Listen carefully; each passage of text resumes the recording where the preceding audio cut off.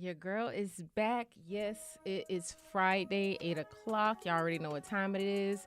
The Lois Lane Radio Show. We are here. So first, let me just get right on into it, okay? Governor, you have released some people, I'm gonna say some because all of us ain't crazy, to all this luxury, entertainment, hairdos, barbershops, theaters, bowling alleys, everything. But I mean, you got one right, you got the church right, but all that other jazz, I don't really think that's necessary. But even if they did open it, I don't think we have really any common sense as to what's going on. There's a joke that me and one of my friends had, Dominique. She made a post. She was like, I ain't going outside because Noah's in a dove. Listen, people, we got to be smart about these things. They test everything on animals before humans. Now, all of a sudden, they don't want to test this on animals. Like, what's really going on? But again, there's a catch-22. We were tired. I'm going to say we because I'm inclusive, but not really. We were tired of being home. We were tired of the, I guess, prisons, so to speak. And then as soon as it's like, oh, it's time to go out, it's like, oh, wait a minute, they trying to kill us. Yeah. Pick whichever side you want. Just pick one so we can be done with it, so we can see who, is willingly to be the sacrificial lamb at this point. And yeah, y'all go do that while we, are still staying home, being safe. Of course, y'all know the only reason I would come out and look flat at the same time is because the Lois Lane Radio Show. Other than that, it's grocery, home. Period, poo. I'm literally on the same tank of gas from like 3 weeks ago. No lie. I ain't been going nowhere, and that's a good thing. But let me... The other topic that I want to talk about, these disinfectant injections. How did we wake up to this kind of story? Like, yeah, I'm just gonna walk outside. All right, I'll be back. I'm just gonna give me a Lysol injection. Like, who seriously thought that was serious? I mean, I can tell the man is like kind of out there in his head, but still, the point is, why take him serious? But people did. Companies apparently did, because the FDA had to stop production of packaging because they started to print that Clorox was ingestible. Y'all out here drinking bleach? I mean, y'all doing everything else. But the point is, sane people with a little bit of common sense. Y'all out here drinking bleach, like y'all just pouring it up with some ice. Just go ahead and write your will. Just write your will, because it won't be me. I'm not taking no Clorox pills. I'm not taking no injections. If it ain't for external use and cleansing anything outside, I don't care what they say. They better not put no bleach in nothing that I consume, period. Now, there is this old school remedy to clean up a JJ, but it's diluted with bath water and all that other stuff. Now, I don't know if that's even safe based on pH balance and all that, ladies, but I know that's what they used to do in the olden days. But that's because people was, promiscuous, weren't eating right, and they was trying to figure out what was gonna kill everything that y'all was bringing in the house. So I don't know what to tell y'all. Like, yeah, I don't use Clorox. I don't need to. But for those who actually do, I need y'all to check the warnings on the back of the bleach box or the container. Yeah, y'all shouldn't be putting that down there. I don't care how clean you think you're supposed to be. Use what goes where it goes, okay? Period. But that brings me to a story, because y'all know I always have stories. So I literally had broke up with my ex, right? And we was like trying to be like, these friend things. And this man told me he was cleaning his, man with peroxide. Like, that was supposed to stop STDs. I need you to check yourself out. Check in to a hospital or something. Now, this was, about almost 2 years ago, but still, the point of it was I looked at him like crazy. And he was like, my pubes are turning brown. Duh, it's peroxide. What you think is gonna happen? But that doesn't mean that it's gonna cleanse what done already got inside your system. How weird and dumb is that? Like, anyway, people, if it's not what it's supposed to be based on the label and all that, just don't bother. Just leave it on the shelf. It ain't. Trust me. If you're itching down there, go get what need to be prescribed. Don't listen to nobody. Your boys ain't gonna help you. If you got an STD, just go take care of that.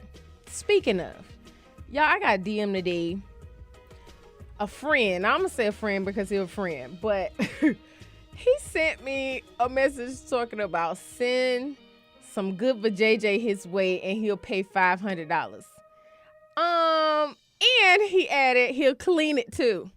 Sir, what make you think first I know somebody who wants to sell themselves?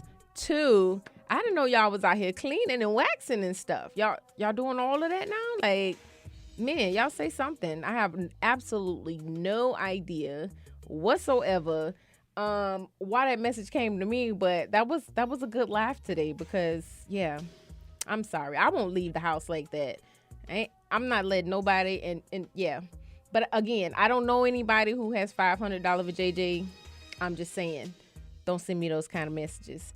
But yeah, I probably had about 5 messages today about meeting up or hooking up or chilling. And this is very weird. This is very weird because it just was like, okay, what's kind of dead? You know, I get the onesies and twosies off and on, but it just happened to be that the governor said we're gonna open outside and not everybody getting busy. Not me. Y'all could keep whatever y'all was spreading, whatever y'all was buying. Y'all could keep that because I know somebody was. I've been told that y'all was buying people to sleep with and do all this other crazy stuff. Y'all could keep all of that, okay? Because Corona, she's still out there. He's still out there. Whatever y'all want to label it, it's still out there. Most of y'all probably weren't quarantining right anyway. So yeah, whatever y'all got, y'all could keep that. You ain't got to worry about me for a good minute.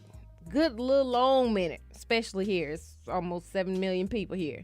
Nah, you good. You real good. Also what I wanted to talk about, was, oh, nope, I'll wait for that. Sorry. Yeah, I'll wait for that. But yeah, give me just a little bit. I'm going to go on break and I'll be back with Lois Lane column. And then, after that, we'll, bring in our guest for this evening. So stick with me. I'll be right back.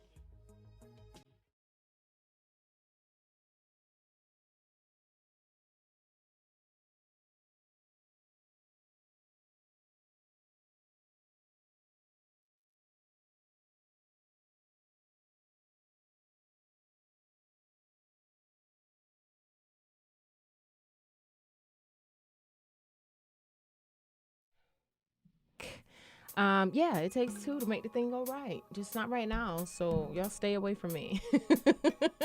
Social distancing, 6 feet. I'm saying 10. I don't care what they saying. Stay back unless I welcome you into my space. Okay. So right now, just for a little bit, I did have a few, well, probably 1 or 2 stories that were submitted for Lois Lane column. Now, if you have a crazy, weird story that you want to send, whatever topic you want to send it for, just send it in. If you want it read live on air, I won't call names. I won't do any of that.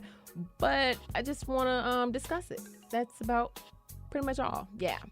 So, okay, here's one.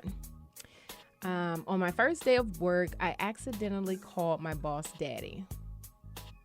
First day of work.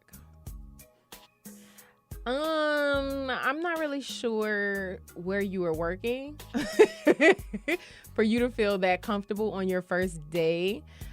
But yeah, she was like, everyone heard I'm at the age of 33, and that's probably not the acceptable term for father, but here we go. Yeah, Please don't call your boss daddy. Don't refer to him at all other than Mr. or Mrs. I mean, unless you're actually working for your father or your daddy, you should probably not be calling them daddy. Yeah, I would never ever make that mistake. Not even on my worst day. That was a first day weird situation. Absolutely. Okay, so another one. Let's see. Oh, this was another lady. Apparently she's married. Her boss is married, but amongst talking on the phone, because Zoom and phone calls and all of this, because of stay at home, they were in a conversation, and before she hung up, she said, "I love you." And then when she started explaining, she's like, "Oh my gosh, I'm so sorry. I got this going on, this going on, this going on." And then he hung up in the middle of her talking. Awkward. What are y'all doing? Daddy, I love you. Those words just don't come easy for me to say to anybody, let alone even if I'm talking to my pops, I'm usually the one to say I love you too. I'm not usually the one that be like, all right, love you. It's usually I'm after. So I don't know how the conversation goes. You're on the phone about work and then it translates in your mind to I love you. Yeah, I definitely would not have had that situation at all whatsoever. Y'all got some weird work stories. Oh my God. Let me see. Oh, here's another one. Yeah, I used to work down the hall from my boss. This was probably the second week of me working there, and we were doing a prank, apparently. Young, probably in her 20s. So she reached her hand up to fake slap him, and he actually moved, and she made it a real slap, but she still kept her job. Yeah, I would never, not even in a prank. I've worked at a place. My longest time that I worked at a place was 8 years. I would never, I don't care how comfortable I felt, put my hands on any coworker, employer, even as a prank type thing. There's just certain things for HR reasons and harassment why you should not be reaching to slap your boss. I mean, any culture, unless, they hit you first or whatever the case may be. But yeah, as a joke, as a prank, yeah, that was a disaster. People, don't slap your boss. Not if you want to keep your job and stay out of legal trouble. Please don't do that. I think, let me see if I got one more. Nope. I think that's all the crazy stuff. That's all the crazy stuff that I got. So yeah, we're gonna leave that where that is. Don't be calling your bosses daddy. Don't be telling your bosses I love you, whether it's a man or woman. And daddy can go for a man or woman these days too. So I've heard the weirdest things when it comes to stuff like that. I swear. I don't know where y'all get it from. Y'all must just sit home and just think of crazy stuff to say. But yeah, no, y'all can keep that. Y'all can keep that. So what I'm going to do right now, we're going to spend some time with my guest. Now I'm going to tell y'all just a little bit before I introduce her. Very, very nice, sweet-spirited, genuine energy. When I first met her, we were just oh my gosh. Then found out she was a DJ. I was like, oh my gosh. It just went from oh, okay, to, oh my gosh, I love you. Crazy stuff like that. But I've been and this has been since what? probably mid last year. Yes, summer last year. So it was almost a year when I met her, and just been keeping up and looking at her bio. She's done so much stuff. She's an entrepreneur. She's a DJ. She's a producer. She's a real estate investor. She is a business management and financial advisor. Like, she just does so much. And I commend us as Black women, as women of culture, to get out of the norm, especially when it comes to all we see today. So, ladies and gentlemen, please help me welcome DJ Beelax. What up? How are you? What's good, everybody? Man, shout out to this queen. Oh, thank you. Man, you so real. Thank you for every compliment that you gave me, because honestly, it's good to hear from another Black queen as well, but also just knowing that we both are in the same industry and we're striving in a male-dominant industry. Every angle that you look at it, we still got to maneuver and still rise above through all the obstacles. And it's not easy. Yeah. We make it look easy. Yeah. But it's not easy. Absolutely. That's for real. Absolutely. But just a little bit about myself. I'm from Chattanooga, Tennessee. Okay. But I'm based here. All right. We are back. And I say we because y'all know I have DJ Beelax in the building. Hey, with the queen, the goddess. Let's go. Yes. Okay, so we know you from Chattanooga, Tennessee. Yep. You came here 2012 for school. You're in all sorts of things. Got your hands busy. First thing that I want to ask, are you, with everything going on, are you eager to get back in with the millions of civilization to what we would probably say is no longer going to be normal? Right. Because I don't even think it's going to be normal even when people are able to conjugate or whatever. But I'm not going to be I'm not going to be in the mix. I'm kind of going to wait it out a little bit, you know what I'm saying, and just chill and just try to finesse as much as I can without getting paid through the DJ world, because that's just a stream of income that I get that I've took a loss, with me not being able to do events. But I'm cool. Yeah. That's why you got to have multiple streams of income. Absolutely. So I think I'm going to wait it out and just chill and just see how everything goes. Because I really don't feel like, I don't want to be sick, y'all. Listen. I don't want to. I'm sorry. I'm just not in that vibe. And they still don't, the vaccine that they're supposedly making, they still don't know if it works. And there's reports that the people who've had it are getting it back, which to me is crazy. That makes me think that it was just suppressed. They never really got rid of it. Right. Seriously. It is coming back for people, right? I think that's what I've heard too. I heard that it comes back, and I'm just but the people that were affected, they're going to be out thinking they're okay. Just those people too. And it's just I don't know. People who don't even know that they have it because you don't even know by symptoms. And I'm every sickness that we've known to come, you see some effects. Right. How is it that this is a virus and you don't even know you have it because you don't have symptoms? Like if it's a cold, your nose start running, you get a headache maybe, you get stuffy or start coughing, flu, if you got chicken pox, you start breaking out. There's certain things you can see to correlate certain sicknesses. Even if you have a heart attack, your arms start hurting, something. Right, but they said no symptoms. Yeah, you might not have no symptoms, and the test might just be oh, you positive. How you I can't didn't trust that. Yeah, you can't even.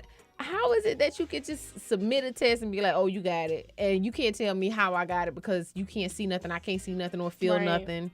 Everything's normal, and then all of a sudden I got to quarantine for 14 days or however long until they say, and take medicine and get shots and all this other stuff.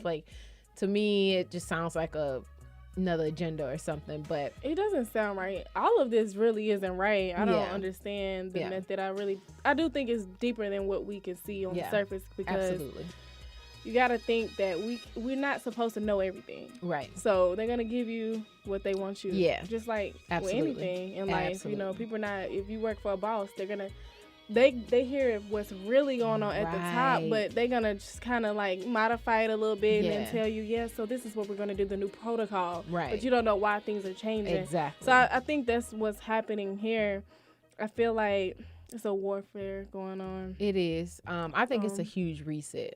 Yeah. I think it's to not get us to a place where it's comfortable for the people. It's more so a reset or a new order for the higher ups. Like it's because they were still getting paid. You got to think about it. If you invested into the food industry, you invested into the oil industry, you invested into the water, like everything that's constant through all of this, like they still was getting paid. Still getting paid, right.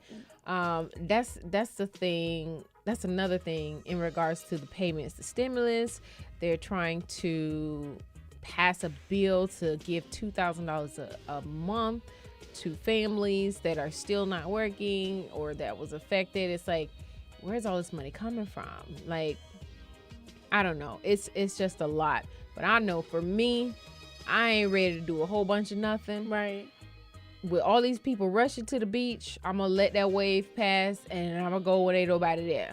Like, that would be one of my pleasures. It's going to the beach. Going to the beach or fishing, I'm good. Anything else I can do inside my house. Exactly. I don't have to be outside. Like, honestly, my schedule hadn't changed much other than I wasn't working. Right. And well, I'm still not working, but and I'm not networking every other day because on Fridays I have my show. Right. And I'm usually not hanging out too much, so I'm cool. Like you the used places, to the quarantine. the places that are open, I wasn't going anyway unless I was going to support a friend or something. So it's kind of like, I'm cool. Like I'm good. I'm not rushing to go back to do nothing. I'm good right now. Like, I would still like a regular paycheck, but at the same time, my health and my safety is what's most important. Way more important. So yeah, I just look at it that way. That also, $1,200 check, that wasn't nothing. That's from your taxes from next year. So that's definitely nothing that the government is giving. They're just gonna take that out of whatever you file for 2021. What? So you gotta pay it back for 2020 tax returns. It's gonna be taken out from next year. So you're gonna owe the government. Well, if you don't, if you haven't worked to save taxes throughout the year, like where they're holding taxes, right? If it doesn't equal up to $1,200 or more, then yeah, you will owe the government. That's crazy. Yeah, I should have just kept it. Yeah. They definitely should have for most people who are not responsible, but yeah. So the next thing, because of quarantine, I know you love basketball and sports, and like, how are you feeling now that the NBA has been canceled? And I was looking forward to that. I was actually going to be in LA for the BT experience. So for me, I was going to go try. I knew the Lakers was going to be in the playoffs. So I was like, with LeBron James, they was doing really, really good. They was definitely going to make the playoffs. So I'm like, I'm going to catch a game. I've never seen LeBron in person, and I love the Lakers. And then with Kobe passing and everything, I was just like, I'm going to be in LA. I got to catch a game. But I feel some type of way because I'm not going to be able to probably do both. Yeah, I don't think I'll be able to do both, honestly. I don't know if it's going to be back to normal by the end of June. Because it was June 25th through the 30th I was going to be I don't think that. Probably not before the end of summer. Yeah. Because when they first initially started talking about the vaccine and the cure, they were like, it's going to take months, probably through December, through the holidays, because of all the research and all of everything they got to do. And I don't know. But if you pass by the hospitals and stuff, you don't really see that many people there. So where are they taking all these people?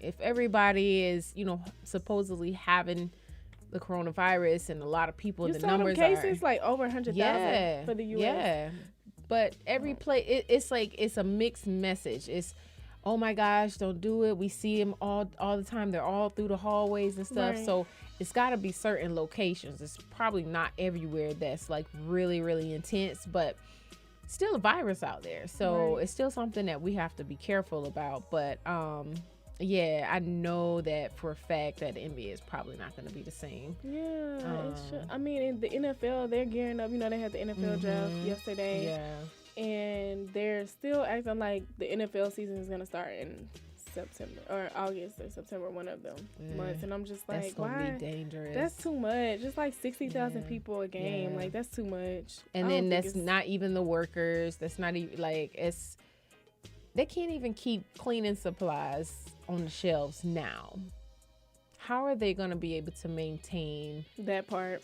Like, I just don't get it. Even with work now, like, how are they going to be able to continue sanitization on a regular schedule, reopening stuff if everything is on back order? That just doesn't make any sense to me. Yeah. The WNBA, too, is another season I look forward to. And I think they postponed that as well, They did. Yeah. I was actually... Renee Montgomery is supposed to come. Nice. And I had to postpone her interview She's as sweet. well. She's real funny as all get out. She's an actress. And that's how she got me. Like, we were on the same set together, and I swear to you, I'll tell this story when she's here, but she got us good. She got us good. And I just kept, I wasn't sure if she was serious or not, so are you okay? She's like, I'm fine, but I don't know. So she just kept doing this back and forth. I was like, girl, you are crazy. She was like, I'm really good, huh? I'm like, yeah, stop it. She's really good. Wow, that's what's up. Yeah. She's dope. I like her. Absolutely. Yeah.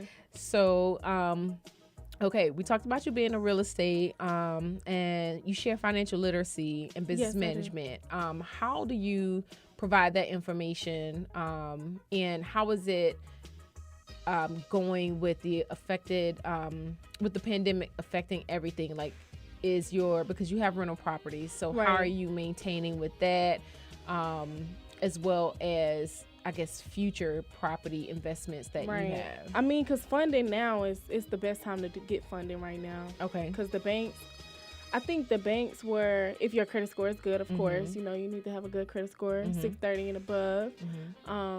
I think the banks were kind of more lenient now, giving away money to people. So this was during the pandemic was the best time to, to receive and submit your application for capital, to use it for whatever your business is or real estate, like you said. But honestly, as a landlord, it taught me that I kind of don't want to be hands-on with people. Yeah. I kind of want to have like a company. A management company. Because it's just...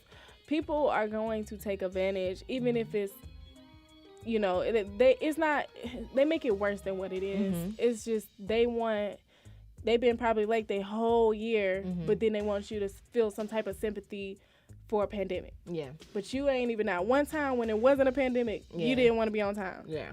So it's hard. So I come from that angle too, because I understand and I try to show some sympathy and show some compassion for people, because I know it's hard out here to pay your bills, and you may lost some income or whatnot, but at the end of the day, we still all got to pay bills. Yeah. And it's just life. Yeah. And you got to be responsible enough to save money for a rainy day.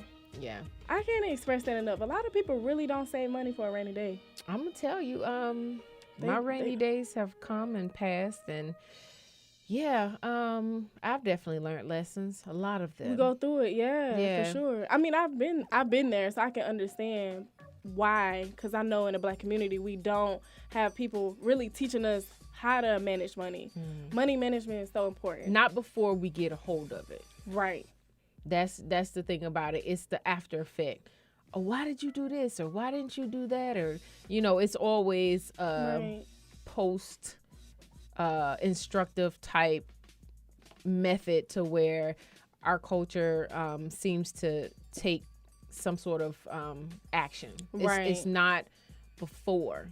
Now, you have some households that are responsible and that do teach their children, but the landlord, I've seen it. I've been a part of it, and like you said, if you have a compassionate heart, it's not for you to be hands-on, like, seriously. And I'm too compassionate at times. I can tell. Yeah, I'm just like, I really just want to help. But it's like, people are not, sometimes you got to show tough love, and I've shown tough love to people, and I've been sweet as well. But I do realize I just don't want anything, no dealings with people when it comes to being a landlord to a tenant.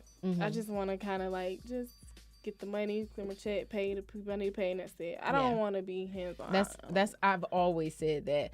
I was like, as soon as I get rental property, I'm getting a management company. There's no way I would do it because one, they look at me like, oh, I can get over on her. Yeah. That would be it, and they probably would because I would be too scared to be like, dude, we're just going to court. Oh, you gonna take me to court? Oh, okay. Or they wouldn't move out, or something would happen. Give you a hard time. Yeah, something would happen to where they just be like, she ain't gonna do nothing. And I'd just be like, oh, I wish they would hurry up and move already. Like, be sending letters. That ain't gonna scare nobody. Like, that would be me. Right. I would have compassion to get them in, but to get them out, I'd just be like, It would be a hard process. Yeah. Yeah, I agree with you. It'll save you a lot of heartache and a lot of stress too. And I guess it would be more so I'm learning now who I want my tenant to be. Like, a lot of times we want to help our friends. And, and sometimes your friends are going to take advantage of you because they know, oh, she know what's going on. She feel me. She know. You like, you my friend, but I know the reason why you doing what you doing. And it's not right. You really think. You just prioritize. Like, priorities is important. Right. Like, prioritizing is important. Like, instead of, I don't know if I can curse on here or not. Just not the vulgar stuff. Marijuana. Okay, so instead of buying marijuana, put money aside for your rent. Yeah. Instead of buying marijuana, put some money aside for your food for the month. Instead of buying marijuana, put some money aside for your gas for the month. Marijuana is not going to get, it's a stress reliever, but y'all got to just prioritize right. I promise you, I know a good 10 people that do that ritually every single day, but don't have gas, but don't have food, or complain. But they'll smoke that blunt. They got that blunt. They'll go buy it too. They'll find that money to get it, but they can't find that money to do other stuff. So yeah, it's very sad. I get that. I don't know what's in that marijuana, but it ain't it. Whatever. I don't think it's for me ever. I just hope I'll never have glaucoma, cause no, you probably. I could see you doing the vape or something. Nothing too much. Yeah, I've even tried hookah, and that just was not. It's not your style. No, it just, I don't know. It's just a weird feeling. Yeah. So yeah. But okay, last thing before we get to we only literally have 5 minutes, so I do want you to give this. So even if we don't get to the games, you talk about higher self and self-love. Right. Give like a tip or two on what you would consider self-love, self-motivation. Right. Esteeming ourselves. I think what I utilize as far as for self-care is just meditating. And being one with stuff, I don't know, no matter what the religion is, but just praying to a higher being and understanding that what you put out into the world is what you're going to receive. So if you're putting out negativity into the world, if you're training your mind to think negative thoughts, then of course it's what your outcome is going to be. So just understanding that you are in control of your thoughts. Do not let your emotions control your life. That's why people are facing life in prison. Yeah. That's why people are, killing and all this stuff. You are bigger than your emotions. So if you get a negative thought, like you want to kill somebody or you want to hurt somebody, that's just one thought. And then you're going to get another thought that's... So it's like, if you know it's coming like that, don't just move impulsively on that thought just because you had that thought. Right. Because we're going to have a million thoughts after that. So it's like, just stay calm. I would say meditation helps. Praying. Writing things that you want to do, things that you love, write it out on a piece of paper. Planning out things that you always wanted to do, and maybe you just didn't have the time or the resources to do it, but write those things out and put a timeline on yourself. Create goals.